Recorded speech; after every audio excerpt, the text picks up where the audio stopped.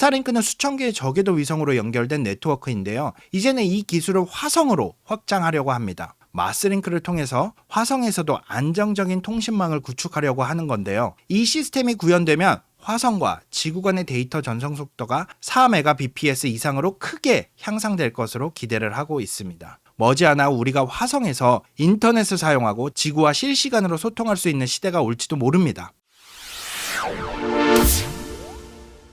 안녕하세요. 인사할 시간만 있습니다. 항성의 우주 속으로의 항성입니다. 네, 얼마 전 도널드 트럼프가 제47대 미국 대통령으로 다시 당선이 되었는데요. 트럼프의 선거 활동 당시 스페이스X의 CEO인 일론 머스크가 정말로 큰 역할을 했습니다. 네, 일론 머스크는 트럼프의 선거 운동을 돕기 위해서 슈퍼팩이 약 2억 달러를 지원했을 뿐만 아니라 선거 캠페인 기간 동안 여러 차례 트럼프와 함께 무대에 오르면서 지지를 표명하기도 했죠. 이러한 머스크의 지지 활동 덕분에 특히 젊은 남성 유권자들 사이에서 트럼프의 인지도가 엄청 높아졌고 결과적으로 당선에 중요한 역할을 했다고 볼 수 있습니다. 대선 승리 이후에 트럼프는 현지 시각으로 13일 머스크를 정부 효율부 수장으로 임명을 했습니다. 머스크는 앞으로 연방정부의 비효율성을 줄이고 과도한 규제를 개선하는 그런 역할을 맡게 됐습니다. 이제 머스크의 영향력은 정부 차원에서도 크게 작용할 것으로 보이는데요. 특히 두 사람이 화성 탐사에 공통된 관심을 가지고 있기 때문에 스페이스X가 나사의 화성 탐사 계획에 큰 영향을 미칠 가능성도 무척이나 높아졌습니다. 트럼프 행정부는 달 탐사의 우선순위를 두면서도 장기적으로는 화성 탐사를 목표로 설정하고 있습니다. 이는 일론 머스크가 스페이스X를 통해 꾸준히 추진해온 목표하고 일치하는데요. 스페이스X는 이미 화성 이주를 목표로 여러 프로젝트를 진행 중입니다. 이 두 계획이 서로 잘 맞물려서 향후 더 큰 발전을 이뤄낼 가능성이 높아졌는데요. 이렇게 화성 탐사에 대한 관심이 커지고 있는 가운데 나사의 화성 탐사 프로그램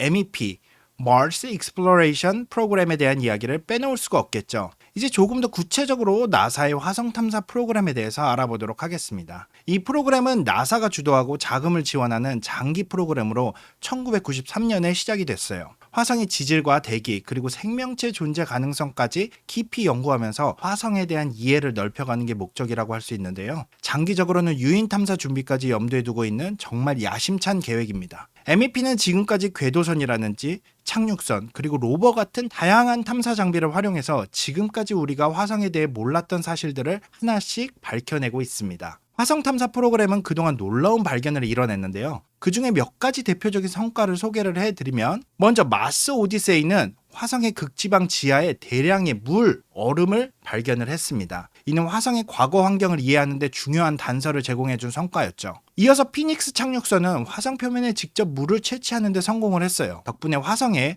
얼음과 눈 형태의 물이 존재할 뿐만 아니라 현재 화성 온도에서도 염수 형태로 물이 존재할 가능성이 있다는 사실을 밝혀냈습니다. 또 스피릿과 오퍼튜니티 로버는 화성이 한때 따뜻하고 물이 풍부한 환경이었음을 보여주는 여러 흔적들을 찾아냈습니다. 특히 착륙할 때 에어백을 사용한 기술이 너무나 인상적이었죠. 이 두 로버 덕분에 화성 탐사의 기초가 튼튼해졌습니다. 이를 기반으로 큐리오시티는 화성에서 액체 상태의 물과 생명 유지에 필요한 화학적 환경을 가진 지질, 단서들을 발견을 했습니다. 이 큐리오시티는 스카이 크레인이라는 착륙 장치를 처음으로 사용하면서 주목을 받기도 했습니다. 화성 궤도를 도는 화성 정찰 위성 MRO는 화성에서 활동 중인 협곡이나 얼음이 드러난 충돌 지점 같은 다양한 지질학적 특징을 관찰해 왔습니다. 이를 통해 이후에 로버 착륙 지점의 특성을 파악하는 데 중요한 기여를 했습니다. 이뿐만이 아닙니다. 메이븐이라고 하는 탐사선은 화성 대기에서 우주로 빠져나가는 물의 대기 성분을 추적해서 화성의 기후변화를 이해하는 데 기여하고 있습니다. 또 인사이트 탐사선은 지진 활동을 포함해서 화성이 여전히 활동 중인 행성임을 확인하면서 화성의 내부 구조를 파악하는 데 큰 역할을 하기도 했죠.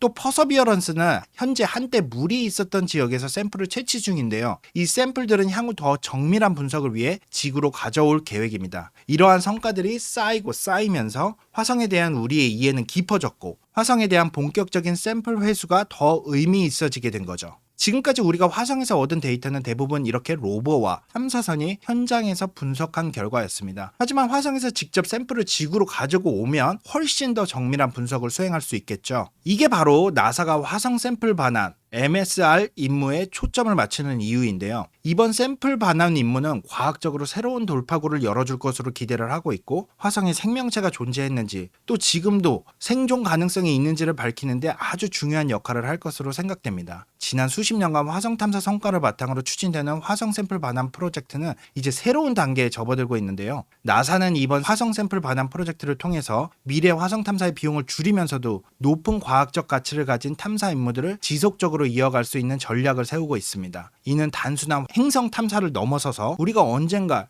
유인 탐사를 진행할 때도 필수적인 기초 데이터를 확보하게 해줄 중요한 과정이 될 겁니다. 이와 관련해서 최근 있었던 화성 탐사 프로그램 분석 그룹, 줄여서 MEPAG (Mars Exploration Program Analysis Group) 회의로 한번 넘어가 보도록 하겠습니다. 이 회의는 지난 11월 7일 현지 시간으로 금요일에 열렸고, 나사가 추진 중인 문 투 마스 프로그램의 일환으로 다양한 방안을 논의를 했습니다. 여기에는 우리가 잘 아는 아르테미스 프로그램도 포함이 되어 있죠. 특히 이번 회의에는 민간 기업과의 협력 방안을 본격적으로 다뤘는데요. 이는 민간 우주 탐사 업체들이 화성 탐사 서비스에 참여하는 것을 염두에 둔 것입니다. 이런 민간 협력 모델은 나사가 달 탐사에 적용하고 있는 클립스 (Commercial Lunar Payload Service) 프로그램과 비슷한 개념이라고 보시면 됩니다. 나사가 민간 기업들과 협력하는 이유는 다양합니다. 먼저 민간 기업의 혁신적인 기술과 효율적인 운영 방식을 활용을 하면 우주 탐사 비용을 절감하고 프로젝트 진행 속도를 높일 수가 있어요. 또한 민간 기업의 참여로 우주 산업이 활성화되고 새로운 시장과 비즈니스 기회가 창출이 되겠죠. 이러한 경쟁과 혁신은 새로운 기술 개발을 촉진을 하고 나사의 우주 탐사 역량을 강화하는 데 도움이 됩니다. 게다가 민간 기업이 저궤도 발사체 개발과 운영을 맡아주면 나사는 심우주 탐사와 같은 고부가 가치 임무에 훨씬 더 자원을 집중할 수 있게 되죠. 이처럼 민간 기업과의 협력은 우주 탐사의 영역을 넓히고 우주 산업 전체의 발전에 큰 기여를 합니다. 그래서 나사는 이번 탐사에도 민간 기업들에게 4가지 주요 임무를 제안을 했습니다. 이를 디자인 참조 임무, 디자인 레퍼런스 미션, 약자로는 DRM이라고 부릅니다. 각각의 DRM에는 3개의 민간 기업이 참여하도록 했습니다.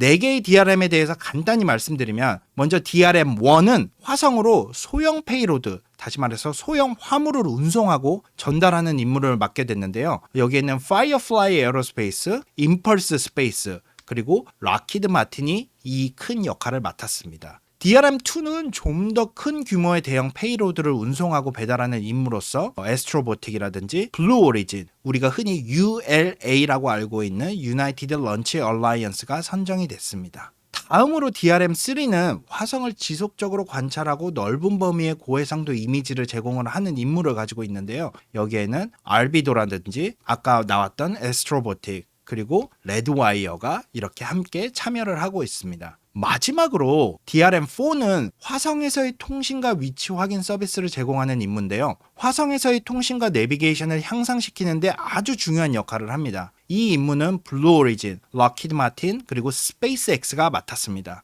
4개의 임무 중에서 특히 DRM4, 즉 화성과 지구 간의 통신 네트워크 구축이 이번 회의에서 아주 주목을 받았는데요. 이 임무는 화성 탐사 효율을 높이고 그 다음에 여러 가지 핵심 요소를 통해서 여러 기업이 흥미로운 제안들을 내놓았습니다. 각각의 기업이 어떤 제안을 했는지 한번 살펴보도록 하겠습니다. 먼저 블루 오리진은 화성 주변의 중계 네트워크를 구축을 하는 계획의 일환으로 블루링이라는 궤도 운반선을 사용하자고 제안을 했습니다. 이 블루링은 단순한 중계 역할을 넘어서서 데이터 중계라든지 연료 공급이라든지 물류 지원이라든지 우주 내 클라우드 컴퓨팅까지 다양한 역할을 할 수 있도록 설계가 되었죠. 현재 블루 오리진은 이 블루링을 다크스카이 1, 흔히 말하는 DS1 미션에서 테스트할 준비를 하고 있는데요. 이 미션은 미국 국방부의 혁신부서에서 후원을 하고 있습니다. 아직 정확한 발사일은 정해지지 않았지만요. 락히드 마틴의 제안은 메이븐이라는 화성 대기 탐사선을 활용을 하는 거예요. 이 메이븐이라는 탐사선은 아까도 보여드렸지만 현재도 활동을 하고 있습니다. 이 락히드 마틴이 제작한 메이븐은 화성의 대기 손실을 연구하기 위해서 2013년에 발사되었는데요. 이 탐사선을 통신 궤도로 옮겨서 나사의 심우주 통신망처럼 사용을 하자, 이렇게 제안을 하고 있는 거죠. 이렇게 하면 화성과 지구 간의 통신을 좀 더 원활히 할 수 있을 거라고 생각을 합니다. 마지막으로 이게 정말 핵심이었는데요. 스페이스X는 스타링크 설계를 기반으로 한 마스링크 위성군을 제안을 했습니다. 여러 개의 위성을 화성 궤도에 배치를 해서 지상과 궤도에 있는 장비들이 서로 원활하게 연결이 되도록 하는 시스템인데요. 이 솔루션은 위성들 간의 광학 링크를 통해서 글로벌 이미지 촬영과 모니터링 능력을 확장할 수 있기 때문에 프로젝트가 요구하는 성능을 훨씬 뛰어넘는 이러한 역량을 제공합니다. 그 중에서도 특히 많은 관심을 받은 스페이스X의 마스링크에 대해서 한번 자세히 이야기해 보도록 하겠습니다. 이 마스링크는 화성 궤도에 스타링크 기반의 위성군을 배치를 해서 지상과 궤도 탐사 장비 간에 아주 빠르고 안정적인 통신을 제공하는 시스템이에요. 이 시스템은 화성 탐사 임무에서 지구와 실시간으로 데이터를 주고받는 걸 목표로 하고 있는데요. 특히 고속 데이터 전송이 가능하도록 설계가 되었죠. 현재 스페이스X는 스타링크라는 위성 네트워크를 통해서 지구 전역에 인터넷 서비스를 제공 중이죠. 스타링크는 수천 개의 저궤도 위성으로 연결된 네트워크인데요. 이제는 이 기술을 화성으로 확장하려고 합니다. 마스링크를 통해서 화성에서도 안정적인 통신망을 구축하려고 하는 건데요. 이 시스템이 구현되면 화성과 지구 간의 데이터 전송 속도가 4Mbps 이상으로 크게 향상될 것으로 기대를 하고 있습니다. 이 마스링크는 단순히 통신만 지원하는 게 아니에요. 화성의 다양한 지질 정보나 실시간 이미지까지 전송할 수 있어서 탐사 임무의 효율을 크게 높여줍니다. 또한 마스링크는 여러 대의 위성이 광학 링크로 연결이 되어 있어서 행성 간 데이터 흐름이 끊기지 않고 원활하게 유지되도록 설계되었다고 합니다. 이로써 화성 탐사가 더 빠르고 정확하게 진행될 수 있을 뿐만 아니라 향후 화성의 유인 탐사나 거주지를 지을 때 꼭 필요한 통신 인프라를 제공할 수 있을 것으로 기대를 하고 있습니다. 이번 마스링크 프로젝트는 스페이스X와 나사가 함께 화성 거주 가능성을 현실로 만드는 아주 중요한 발걸음이 될 거예요. 머지않아 우리가 화성에서 인터넷을 사용하고 지구와 실시간으로 소통할 수 있는 시대가 올지도 모릅니다. 나사와 스페이스X가 꾸준히 협력을 하면서 화성 탐사의 꿈이 점점 더 가까워지고 있습니다. 네, 이렇게 오늘은 트럼프의 재선과 머스크의 협력으로 화성 탐사에 집중된 미국 우주 정책과 나사가 민간 기업과 함께하는 마스링크를 포함한 화성 탐사 계획에 대해서 알아봤습니다. 항성의 우주 속으로는 곧 더 재미있는 이야기를 가지고 다시 돌아오도록 하겠습니다. 지금까지 인사할 시간만 있는 항성의 우주 속으로의 항성이었습니다. 감사합니다. 안녕!